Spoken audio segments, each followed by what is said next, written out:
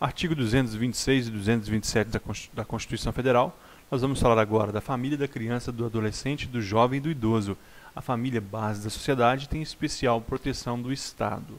Se a família ela é base da sociedade e isso cai em prova, nós podemos imaginar como que está o Estado hoje. Se a família é a base, imagine uma construção que a base é horrível, que a base não é sólida, a construção vem abaixo. A família hoje está destruída, porque o Estado não tem protegido como a Constituição prevê. Imagine então como está o nosso Estado.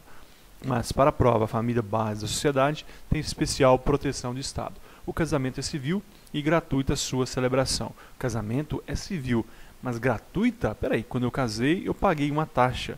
Se eu fizesse uma declaração de pobreza ou uma declaração de hipossuficiência, assim decidiu o Conselho Nacional de Justiça, CNJ, eu não pagaria taxa. Eu posso chegar no cartório com a declaração de hipossuficiência, a declaração de pobreza e não ter que pagar essa taxa. O casamento religioso tem efeito civil. Neste caso, imagina a Igreja Católica, o padre vai assinar ali a certidão civil, nos termos da lei. Para efeito da proteção do Estado, é reconhecida a união estável entre o homem e a mulher como entidade familiar, devendo a lei facilitar a sua conversão em casamento. No caso aqui, nós temos duas leis, a Lei 8971, de 94, e a Lei 9278. Essa Lei 8971 veio regularizar a sucessão de alimentos, enquanto a Lei 9278 de 96, ela vem justamente facilitar essa conversão em casamento e disciplinar a situação da união estável. A união estável, portanto, entre o homem e a mulher como uma entidade familiar. Imagine um casal de namorados. O namorado está preso e quer visitar a unidade prisional. O que é feito? Eles não querem casar. Eles vão até o cartório com duas testemunhas e ali fazem a união estável. E é reconhecido como entidade familiar. É conhecido como família. E essa conversão em casamento posterior deve ser facilitada. Não pode vir uma lei, por exemplo, e colocar empecilhos, embaraços, para que essa conversão de união estável se concretize em casamento. Entende-se também como entidade familiar a comunidade formada por qualquer dos pais e seus descendentes, pai e filho, mãe e filho ou pai e filho. Não precisa haver o casamento. O pai e uma filha, uma mulher e uma criança, filho, entidade familiar, proteção do Estado. Parágrafo 5º. Os direitos e deveres referentes à sociedade conjugal são exercidos igualmente pelo homem e pela mulher. Igualmente. Na prática, é muito mais uma justiça do que uma igualdade. Mas vamos entender isso. Portanto, para a prova, homens e mulheres têm os mesmos direitos e deveres na sociedade conjugal. Se a mulher tem a guarda da criança e o pai tem recursos, ele vai pagar os alimentos. Se a mulher trabalha, o marido não trabalha, ele cuida das crianças, a mulher pode pagar e deverá pagar alimentos ao marido, mas isso é mais incomum. O que é mais comum e tem dado muita prisão civil é a mulher com a guarda das crianças e o marido não paga, o homem não paga a pensão alimentícia. Então, para a prova, direitos e deveres referentes à sociedade conjugal são exercidos igualmente pelo homem e pela mulher. Tanto o homem, tanto a mulher, os dois podem ser punidos, por exemplo, no caso de abandono de incapaz, no caso dos maus tratos, de maneira igual.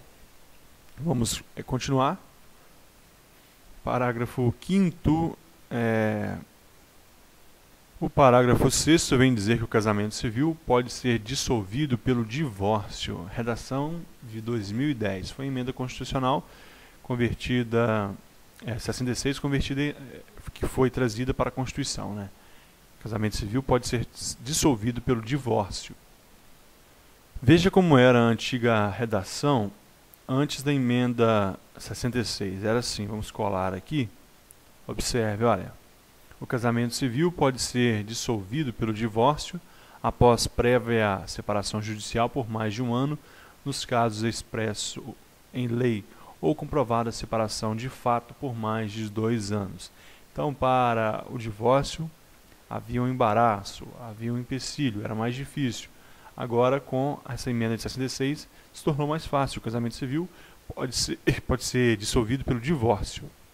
Para fins de provas, observe que não necessita mais da prévia separação judicial por mais de 1 ano, ou ainda comprovar a separação de fato por mais de 2 anos. A sociedade civil, o casamento civil é dissolvido pelo divórcio e ponto final é a nova redação.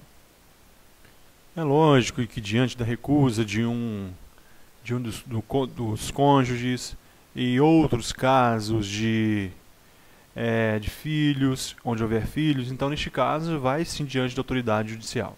Mas a dissolução é feita pelo divórcio e é isso que nós temos que guardar para a nossa prova. Parágrafo 7º. Fundado nos princípios da dignidade da pessoa humana, da paternidade responsável, o planejamento familiar é livre decisão do casal, competindo ao Estado propiciar recursos educacionais e científicos para o exercício desse direito, vedado qualquer forma de coercitiva por parte de instituições oficiais ou privadas. Neste caso aqui, no Brasil, se você quiser ter 15 filhos, 10 filhos, 20 filhos, 45 filhos, você pode ter, diferente da China, onde é limitado. Não há essa limitação no Brasil e não pode haver.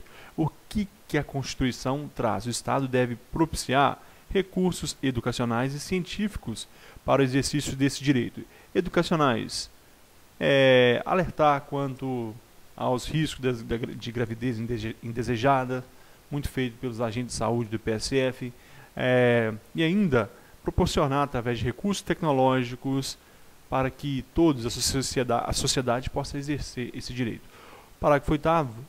O Estado assegurará a assistência à família na pessoa de cada um dos que integram, criando mecanismos para coibir a violência no âmbito de suas relações. Visa proteger ainda a família, mais um dispositivo para proteger a família, criando mecanismos para coibir a violência. Que mecanismos? Leis de proteção que visam proteger a família, mais conhecida, a Lei Maria da Penha, como já foi citado. Artigo 227. É dever da família, da sociedade, do Estado, assegurar à criança, ao adolescente e ao jovem, com absoluta prioridade, o direito à vida, à saúde, à alimentação, à educação, ao lazer, à profissionalização, à cultura, à dignidade, ao respeito, à liberdade e à convivência familiar e comunitária, além de colocá-los a salvo de toda forma de negligência, discriminação, exploração, violência, crueldade e opressão.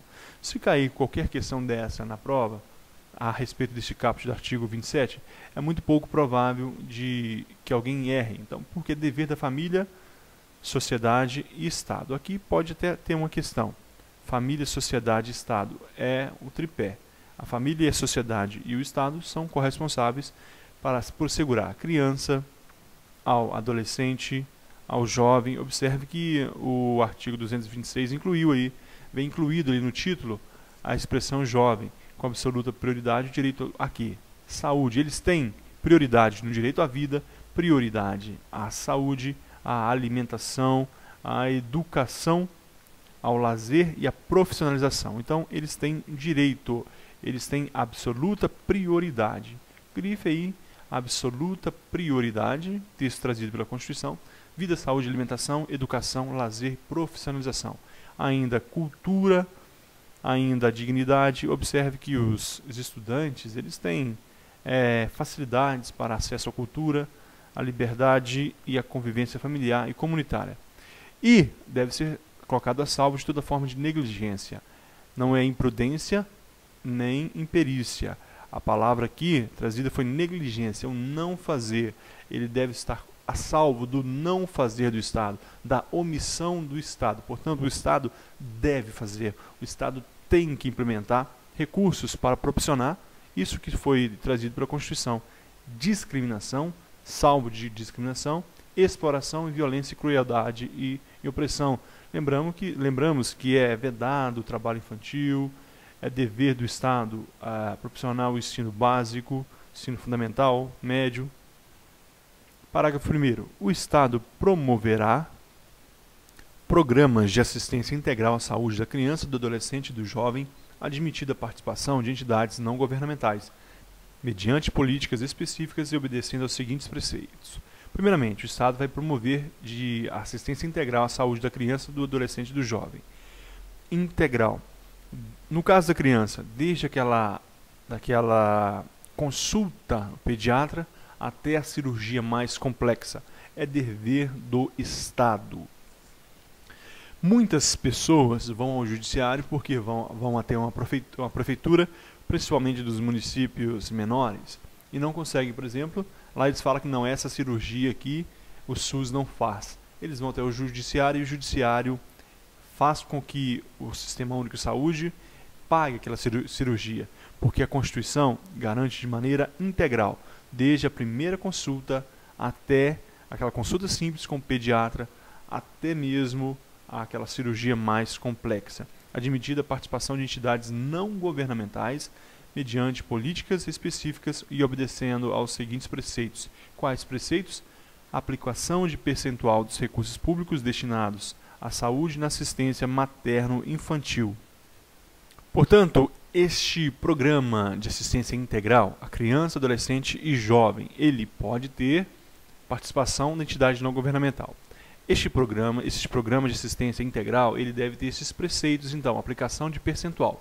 Existe no fundo de participação do Estado, fundo de participação do município, a União remete o dinheiro ao Estado, aos municípios. Os Estados remete aos municípios. Existe um percentual obrigatório que é destinado à saúde. Isso já acontece na prática. É este inciso 1. Nós temos ainda o inciso 2, que vem dizer o seguinte: criação de programas de prevenção de atendimento especializado para as pessoas portadoras de deficiência ou pessoas com deficiência sensorial ou mental, bem como a integração social do adolescente e do jovem portador de deficiência, mediante o treinamento para o trabalho e a convivência, e a facilitação do acesso aos bens e serviços coletivos, com a eliminação de obstáculos arquitetônicos de todas as formas de discriminação Esse inciso 2 ele foi modificado com a emenda de 2010 e foi colocado aqui em todas as formas de discriminação. Antigamente tinha, no texto antigo, tinha a palavra preconceito, agora não, toda forma de discriminação. O mais importante aqui é a eliminação de obstáculos arquitetônicos. Isso também é previsto no Decreto 6949 de 2009, que tem status de emenda constitucional, que vem visar justamente essa inclusão da pessoa com deficiência, a eliminação de obstáculos arquitetônicos, todas as calçadas, os acessos a repartições públicas devem ter acesso a pessoas com deficiência. Então, criação de programas de prevenção, atendimento especializado para essas pessoas, o Estado deve propiciar. Isso também, se cair em prova, não há erro nesse inciso 2. Parágrafo 2º vem dizer que a lei disporá sobre normas de construção de logradouros e de edifícios de uso público e de fabricação de veículos de transporte coletivo, a fim de garantir acesso adequado às pessoas portadoras de deficiência. Nós tivemos a Lei 10.098 de 2000, que estabelece normas gerais e critérios básicos para a promoção da acessibilidade de pessoas portadoras de deficiência ou com mobilidade reduzida. Então, justamente a lei que veio dispor sobre as normas de construção, edifícios e logradouros, além de veículos de transporte coletivo que devem facilitar o uso desses recursos às pessoas com deficiências. Hoje há uma convenção internacional que usa a expressão pessoas com deficiência, mas todas as leis e o texto falam pessoas portadoras de deficiência. Se cair na prova portadora de deficiência, não está errado, mas o uso hoje mundial é pessoas com deficiência. Parágrafo 3º. O direito à proteção especial abrangerá os seguintes aspectos. 1. Idade mínima de 14 anos para admissão ao trabalho, observado o disposto no artigo 33, no artigo 7º, inciso 33. Essa proteção, então, às crianças, ao adolescente, ao jovem, ela traz uma proibição de trabalho mínimo, de idade mínima para admissão ao trabalho. 14 anos na condição de aprendiz, 14 aos 16 anos. A partir dos 16 anos é permitido o trabalho. Antes do 14 é vedado qualquer forma de trabalho. O artigo 33, no inciso 7º, ele vem dizer, olha, proibição de trabalho noturno, perigoso ou insalubre a menores de 18 anos. Menores de 18 anos não podem trabalho noturno, perigoso ou insalubre, e de qualquer trabalho a menores de 16 anos, salvo na condição de aprendiz a partir dos 14. Então, dos 14 a 16 anos, podem aprendiz. Dos 16 ao 18, a partir de 16 pode trabalho comum, menos trabalhos perigosos, insalubres. Então, guarde isso. A idade mínima de 14 anos para a admissão do trabalho, observado o exposto que nós acabamos de ler. 14 anos ao 16, somente aprendiz. 16 ao 18, qualquer trabalho menos insalubres e perigosos. A partir dos 18, o indivíduo pode trabalhar à vontade em trabalhos perigosos, insalubres, desde que também atenda às condições de segurança do trabalho. Esse foi o inciso 1, nós temos agora o inciso 2. Garantia de direitos previdenciários e trabalhistas, todos previdenciários. A previdência social, seja ela do artigo 40 ou do artigo 201, a previdência do setor público, do serviço público efetivo e do plano geral, que é o INSS. Um dos dois deve estar protegido. A previdência complementar é permitida, mas deve estar um desses dois, do artigo 40 ou 201. 3. Ainda trabalhistas, todas as garantias da Justiça do Trabalho, das leis trabalhistas. 3. Garantia de acesso do trabalhador, adolescente e jovem à escola. A Constituição traz aqui um texto que garante a estes que estudam um horário especial para que possam frequentar a escola. 4. Garantia de pleno e formal conhecimento da atribuição de ato infracional, igualdade na relação processual e defesa técnica por profissional habilitado, segundo dispuser a legislação tutelar específica. Portanto, o menor deve ter direito à garantia ao conhecimento do ato infracional. Ele deve ter conhecimento, deve ser propiciado a ele todo o conhecimento do que é lícito e do que é ilícito. Ele deve ter o que? Igualdade na relação processual, que também é garantida aos adultos, a igualdade na relação defesa contra acusação, e direito de defesa técnica profissional habilitado, no caso, advogado. Segundo o que dispuser o que? A legislação tutelar específica. Nós temos o SINASE, nós temos o ECA, Estatuto da Criança e do Adolescente. Ainda assim, com obediência aos princípios de brevidade, excepcionalidade e respeito à condição peculiar de pessoa em desenvolvimento, quando da aplicação de qualquer medida privativa de liberdade. Brevidade. A pena máxima do Brasil admitida para adultos, 30 anos. Para menor, 3 anos. Brevidade. Excepcionalidade. Só é última ratio. Só em condições muito específicas é que o indivíduo vai para a cadeia, o menor. Eu, na condição de agente penitenciário, encontrei um menor de 15 anos. Eu vou contar o que ele fez. Pasmem, um menor de 15 anos, ele matou um homem, estava foragido na cidade de Minas Gerais. Chegou aqui ele estava na casa de uma mulher, essa mulher tinha um filho de 3 anos. Essa mulher foi esfaqueada por ele, e enquanto ela estava ainda viva, ela pediu para ele não matar o filho. Ele pegou o filho na frente dela e também o esfaqueou, um menor de 15 anos. É um maníaco psicopata. Eu perguntei para ele se ele sentiu alguma coisa na hora que ele fez isso. Ele falou que não sentiu nada. Então, é um caso de um menor que já não tem condição de ficar na sociedade. Esse menor vai ficar preso somente 3 anos. Brevidade, excepcionalidade. Não concordo, mas está na Constituição, está na lei. Respeita a condição de peculiar em pessoa em desenvolvimento. Respeita a condição peculiar da pessoa em desenvolvimento.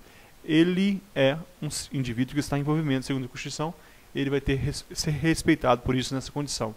Quando da aplicação da medida privativa de liberdade, ele não vai ser preso, ele está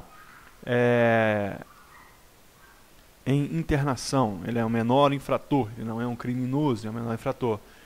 Haverá então respeito a essa condição peculiar, apesar dele fazer muitas vezes coisas que nem adulto faz, ele vai ser protegido por isso. 6. Estímulo ao poder público através de assistência jurídica, incentivos fiscais e subsídios. Nos termos da lei, ao acolhimento sob a forma de guarda de criança ou adolescente órfão ou abandonado. Portanto, as casas que acolhem menores abandonados, elas serão protegidas. Olha, haverá estímulo do poder público através de, não só de assistência jurídica, mas o que também? Incentivos fiscais e subsídios, incentivos fiscais e subsídios, dinheiro, nos termos da lei, ao acolhimento sob a forma de guarda de criança, adolescente ou órfão abandonado. Vai haver, o poder público vai propiciar assistência jurídica, mas também incentivos fiscais e subsídios, lei que vai disciplinar isso, às entidades que acolhem sob forma de guarda de criança ou adolescente ou órfão abandonados. 7. Programas de prevenção e atendimento especializado à criança, ao adolescente e ao jovem dependente de entorpecentes de drogas afins. O poder público tem a obrigação, é um preceito, é um princípio, ele deve prever, ele deve prover programas de prevenção a menores, jovens que são dependentes de entorpecentes e drogas afins.